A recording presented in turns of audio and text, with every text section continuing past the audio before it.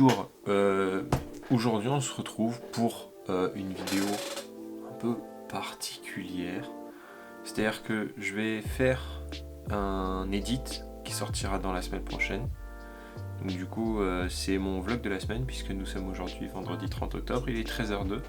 Et donc du coup je n'ai absolument rien fait de la semaine pour le vlog de la semaine. Chose qui n'est pas futée du tout, hein, c'était pas intelligent de ma part.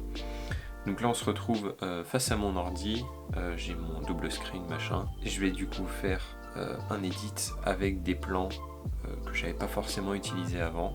Je vais ouvrir Final Cut, je vais récupérer des plans dans d'autres vlogs de la semaine, des plans qui peuvent être intéressants, et je vais vous parler aussi un peu plus du Polaroid, parce que du coup j'ai fait quelques photos et je vais pouvoir vous en montrer, etc. Voilà, donc là on se retrouve sur du coup Final Cut. Donc comme vous pouvez voir là, voilà, j'ai mon projet machin. Moi je m'entends avec l'AirPods pour éviter que vous ayez un écho entre l'image que je vais vous fournir et ça. Normalement vous aurez le son de l'ordi, j'espère. Sinon je sais pas comment je vais le gérer.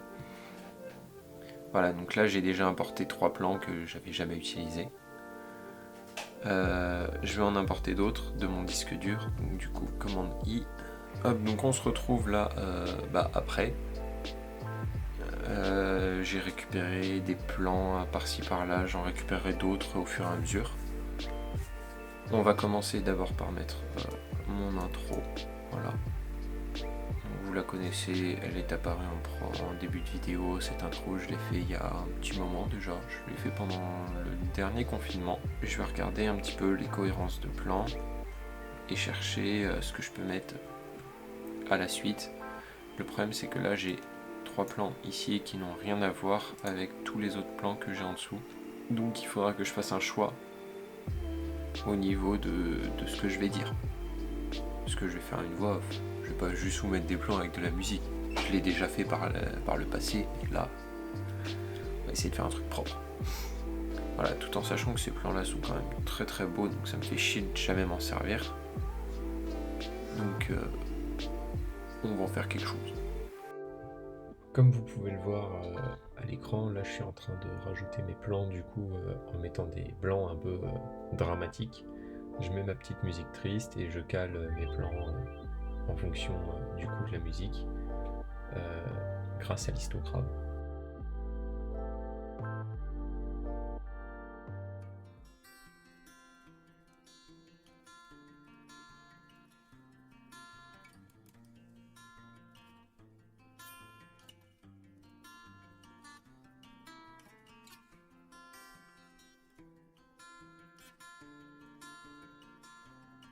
Voilà, donc là j'ai fini mon edit et je vais ajouter des letterbox pour le passer dans un autre format, en format plus cinéma, qui va donner un thème plus dramatique. Bon, bah on se retrouve après un peu d'édit. J'ai pas tout utilisé, j'ai utilisé une bonne partie des plans. Ça dure en tout 1 minute 54. À peu de choses près. Environ. C'est pas un gros edit, je vais faire un peu de colo, machin. Genre là c'est la partie qui vous intéresse pas trop. Je fais pas des gros edits d'habitude.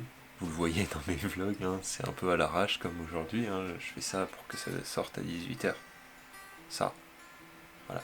Donc je vous montre pas la colo, je vous montre pas le truc final. Vous voyez des morceaux, machin. Et donc à partir de là, dans la semaine, quand je le déciderai, vous aurez un edit, qui est donc celui-là, qui sortira, parce que je vais faire une petite voix off, machin, genre je vais faire un truc quali. Et je pense que vous avez bien compris le principe. Voilà. Donc là maintenant je vais éditer cette vidéo-là, pour que vous compreniez un peu les trucs. Que vous voyez comment je fonctionne quand je fais mon montage. En général je me fais pas trop chier. Je suis pas un mec qui me prend la tête à faire du montage. Genre. Donc j'ai un peu oublié en faisant la vidéo de vous parler du coup de ma conclusion du Polaroid après 2 bonnes semaines d'utilisation. J'avoue qu'on s'en sert peu. C'est pas un truc genre tu sors, tu fais des photos avec. C'est 16 € les 8 photos. Enfin, moi je les trouve à ce prix-là je vous le dis, dans un magasin Leclerc, dans un espace culturel à côté de chez moi. Voilà, donc 16 € les 8 photos, c'est assez cher. C'est pas comme une photo avec ton téléphone, quoi. Genre, c'est coûteux comme production de photos. Donc c'est pas particulièrement lourd. Ce qui est lourd vraiment à proprement dit, c'est la cartouche. Hop, que on voit ici. Là voilà. Je vais pas la sortir puisqu'elle est lancée. C'est pas vraiment compliqué à transporter, à emmener, etc. C'est juste pas forcément opportun. Faut l'allumer, machin. C'est pas du one shot. C'est pas genre tu dégaines ton téléphone, tu te mets en photo, tu prends ta photo. Voilà.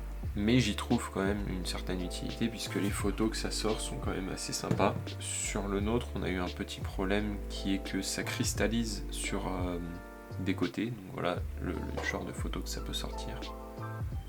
Je sais pas s'il va réussir à le capter. Voilà, ça rend assez bien quand même.